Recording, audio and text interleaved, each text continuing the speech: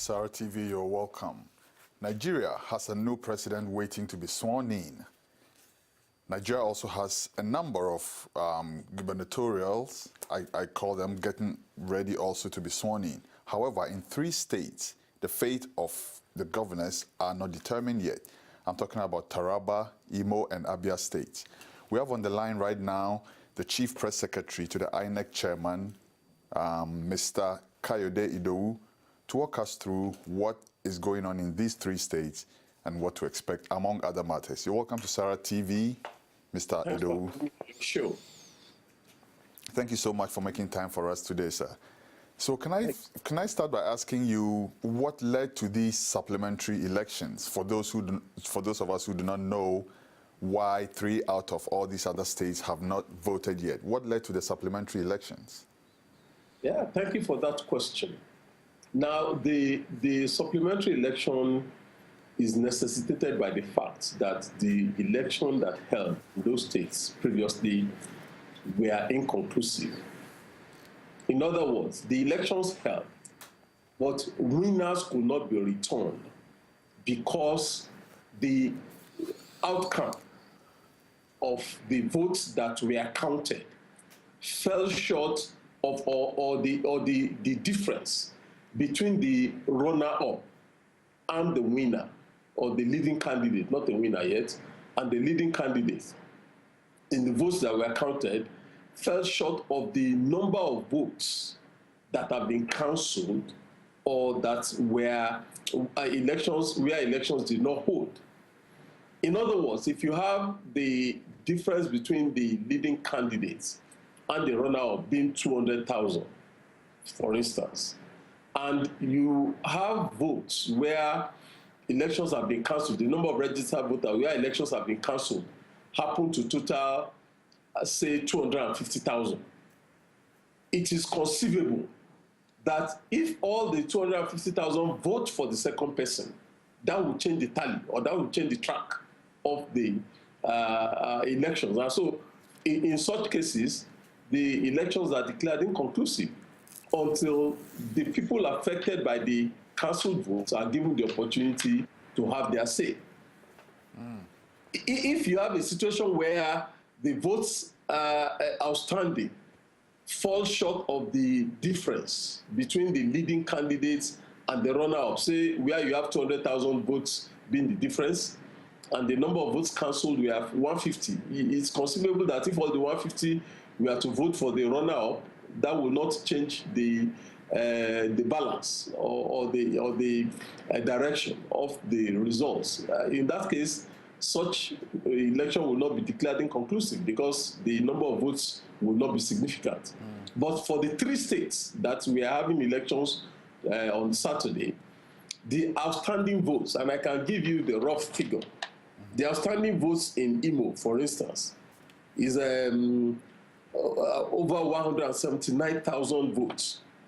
I mean, that is more than the difference between the runner-up and the leading candidate. In Taraba State, the outstanding vote is 127,125. That is also more than the difference. And in Imo State, you have the outstanding votes is 144,000. I'm talking of registered voters, 144,000. So where you have this number of votes or of registered voters more than the difference between the leading candidate and the runner-up, the election is inconclusive, and that necessitates supplementary election. I see. So this Saturday is when we'll be having the elections for these 3 states.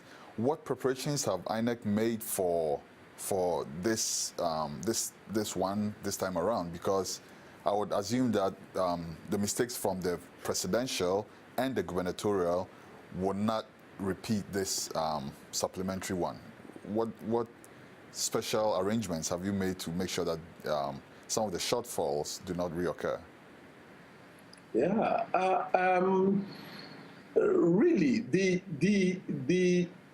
supplementary elections were not necessitated by mistakes, so to speak, that occurred. Yeah, we had a lot of challenges on March 28th, and we improved tremendously on that on April 11. Of course, April 11 also was still not perfect, but what we had on April 11 was a tremendous improvement on March 28. And in the culture of incremental improvement on the electoral process, it should be expected that the election on Saturday will be better than what we had on April 11. But I will also add, because part of the challenge on April 11 was also the culture of heated political contestation, which also had been imputed into the manpower, INEC's manpower, where people have impugned the character of our officers. Some people have said that they don't have enough confidence in people who are conducting the elections and all that. Now, for the elections that we hold on Saturday, the Commission has deployed national commissioners to go and complement the staff that are already on the field. And we believe that this will reinforce the confidence of the players in the process. Okay. Now, I hear you say that April 11th was an improvement on March 28th. How so? What are some of the things that you can point us to say that, okay, we actually made a quantum leap on, what we did the last time? Oh, clearly, the card readers functioned much, much better on April 11 than we had on March 28. And that was why we could withdraw the supplementary guideline that was issued on March 28, to the effect that people could use could resort to manual accreditation. On April 11, the manual accreditation was not allowed because the card readers function. Another improvement was the number of polling units that open on time. On April 11, by our own record, about 83% of polling units opened by 8 a.m. And that was not the case at all on March 28th, because of the challenges especially that we had with transporters and all that. So a lot of things worked better on April 11. Of course, there was the challenge of violence on April 11 that was particularly pronounced, but you really can't hold that to INEC. I mean, that's a cultural thing. Of course, now we cannot hold that to INEC, sir, but we can ask INEC what kind of preparations they are making to protect their own, because you just mentioned there was quite an amount of violence, and some INEC officials were caught in the heat of it. Is INEC doing anything to protect its staff more this time around? Absolutely, absolutely. The security agencies are fully engaged. They have provided tremendous support hitherto, and they have committed themselves to providing the necessary support even for the process on Saturday. With all the violence that we had on April 11, we really were spared. We were lucky that INEC staff were not affected. Unfortunately, some members of the public were affected. Some lives were lost. As a matter of fact, some security agents. I mean, there were reports of security. I'm sorry to barge in, sir, but I hear you say INEC officials were not affected, but we read in the news about some INEC officials actually being killed in the line of duty. Is this not accurate? On April 11? Yes, sir. No, that's not true. Okay. All right. Thanks for the clarification. So INEC has been credited with conducting perhaps Nigeria's fairest so far election of all. Going forward, are you going to leave some kind of a report for future INEC officials to follow as a template for more successful elections? Is there a plan to leave, say, notes, for instance, or Sure. some kind of a document that the general public can go back to and refer to how INEC conducted these elections?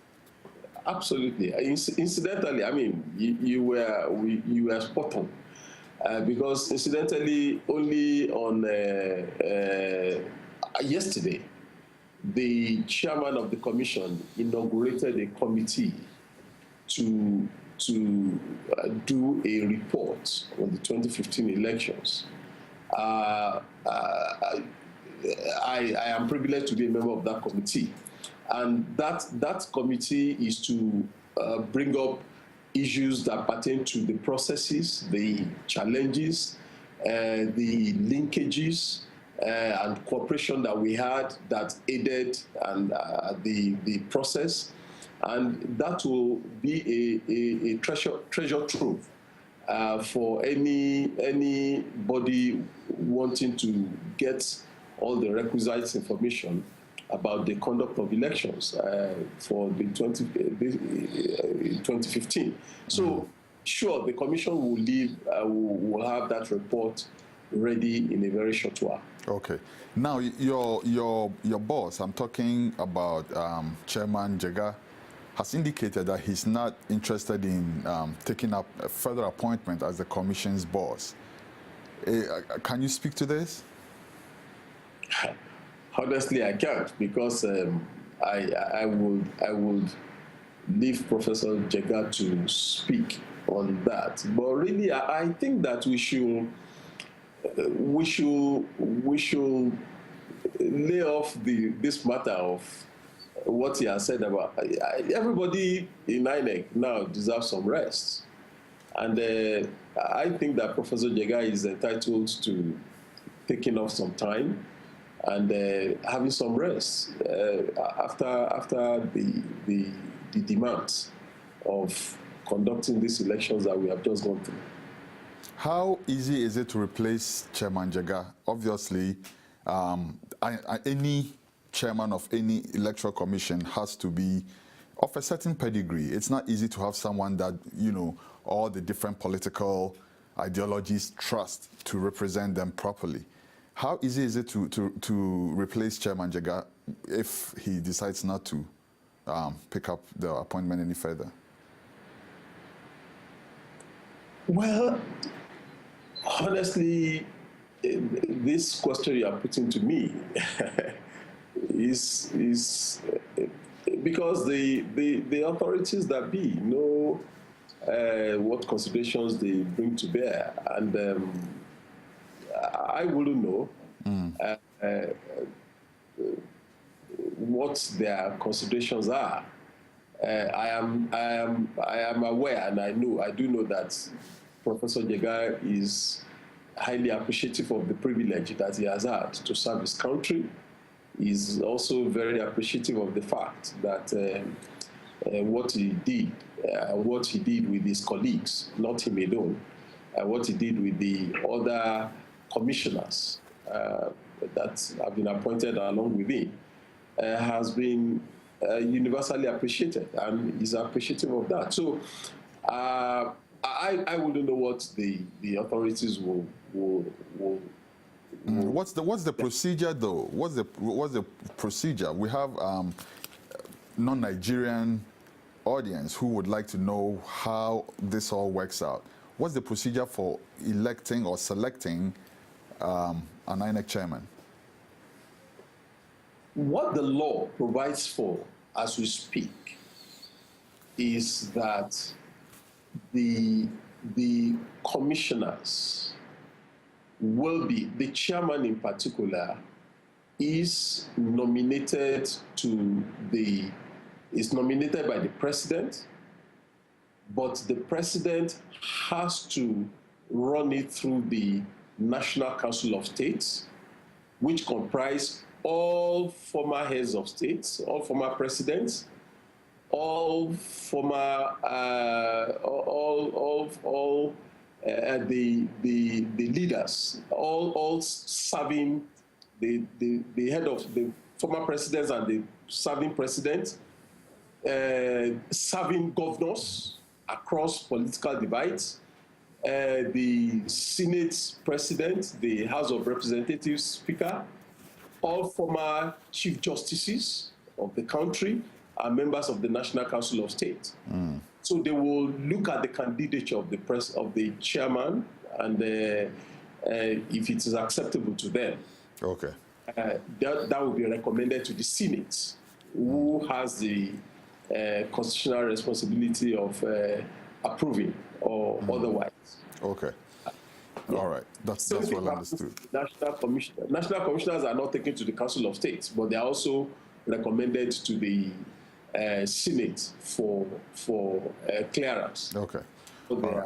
So, so back to your boss, Chairman Jega again.